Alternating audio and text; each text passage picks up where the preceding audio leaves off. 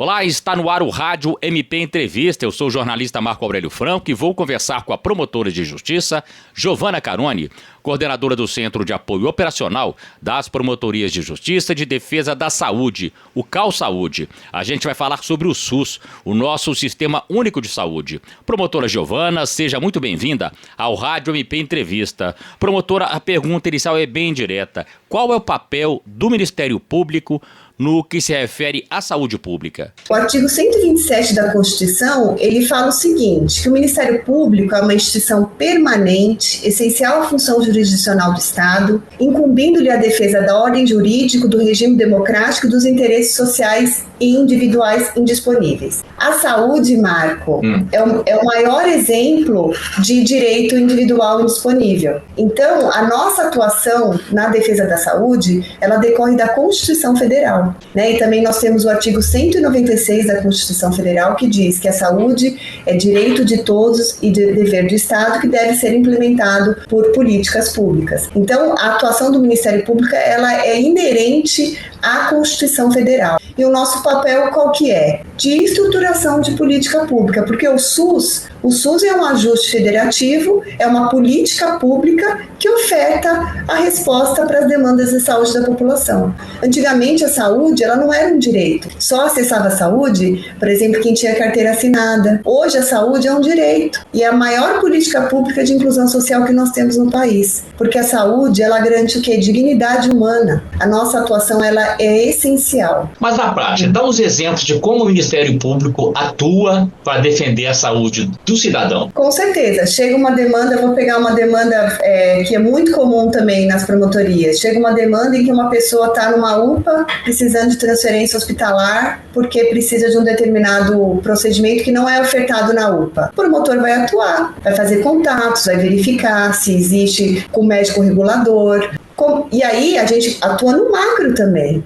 Identifiquei um gargalo assistencial aqui. O que a gente pode fazer para discutir? Vamos chamar o Estado. O que está acontecendo? Por que existe esse gargalo em cirurgias ortopédicas? O que pode ser feito? É assim que a gente atua. E a gente pode ajuizar uma ação, por exemplo, um caso gravíssimo. Nós temos que ajuizar a ação, né? A gente atua para garantir aquele direito à saúde daquela pessoa. Por exemplo, demanda por consultas, exames. Vem uma pessoa e fala, doutor, eu estou há 6 meses esperando para fazer um ultrassom. Você vai verificar o que está acontecendo, por que existe essa demanda reprimida, se existe essa demanda reprimida, o que pode ser feito, sugerir atuações, vamos fazer mutirões, mas a gente tem que pensar na linha do cuidado, porque não é só garantir aquele exame, você tem que garantir o retorno para aquela pessoa. São várias atuações, as pessoas procuram o Ministério Público, porque eles veem na gente essa atuação mesmo de estruturação de política pública. A gente tem que garantir que o SUS esteja estruturado para fazer o atendimento à população.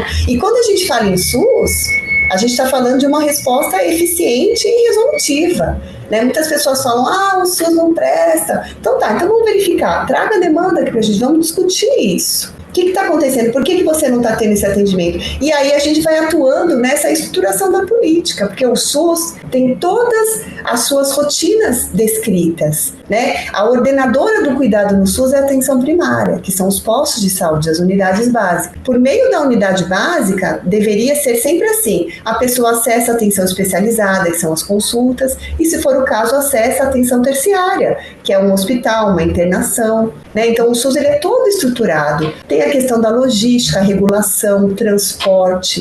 Quando a gente fala em transferência hospitalar, existe toda uma logística acoplada. Quando existe o SUS Fácil, que é o software, né, em que são cadastrados as pessoas que precisam de vaga, porque assim, a demanda ela é gigante, a oferta ela não está aquém, que a gente precisa ter leitos para atender a demanda da população e precisa ter como saber inaugurar novos leitos, né? Então o SUS Fácil, você faz o cadastro e aí quando sai a vaga, não é só a vaga que sai, é o transporte. Verificar que tipo de transporte aquela pessoa precisa. Às vezes é uma pessoa que está realmente debilitada. Então, toda essa logística, são as cadeias de logísticas do Sul. Regulação. A regulação talvez é o mais importante nessa questão da urgência e emergência. SAMU. O SAMU regula o paciente para o local adequado, onde ele vai ter o seu atendimento adequado. Não adianta você levar um paciente para um hospital que não vai resolver. As UPAs, o que são as UPAs, as unidades de pronto atendimento?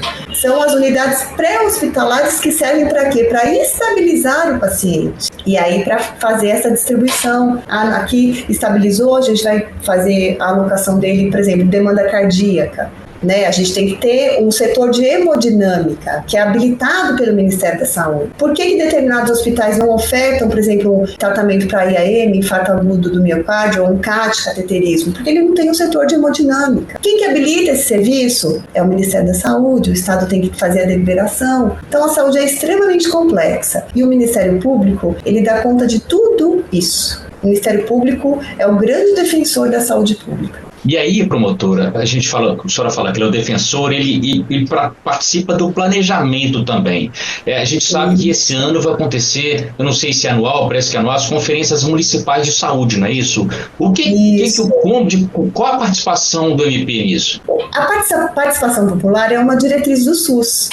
E essas conferências, elas têm a periodicidade delas definidas em lei, a Lei 8.142 de 90, a cada 4 anos. No primeiro ano, quando existe mudança de gestão, são feitas as conferências municipais. O que são essas conferências municipais? É quando a sociedade é ouvida. E ela fala, olha, aqui no meu território, a gente está sem os laboratórios, o exame de sangue não sai menos de 30 dias. E aí, por meio dessas conferências municipais, que a sociedade se organiza para fazer com que a gestão trace estratégias para modificar isso, para ter um instrumento de gestão. Quando é homologado, ele faz parte do ordenamento jurídico e serve para quê? Para o plano municipal de saúde, porque é a oportunidade em que a sociedade fala, olha, aqui o tomógrafo do hospital não funciona, é preciso fazer alguma coisa. E aí o gestor municipal toma conhecimento para traçar as estratégias para enfrentamento daqueles problemas. Participam sociedade civil, os líderes comunitários, conselheiros municipais de saúde. E o gestor municipal ele vai tomar conhecimento do que está acontecendo ali no seu território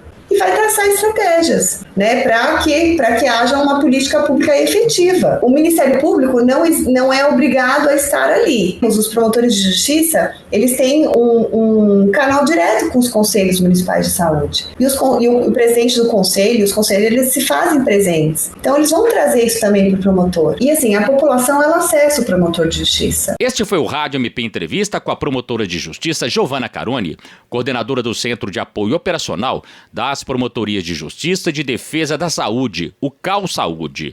Rádio MP em todo lugar ao seu lado. Siga a gente nas redes sociais. Procure por MPMG Oficial. Para mais informações, acesse mpmg.mp.br.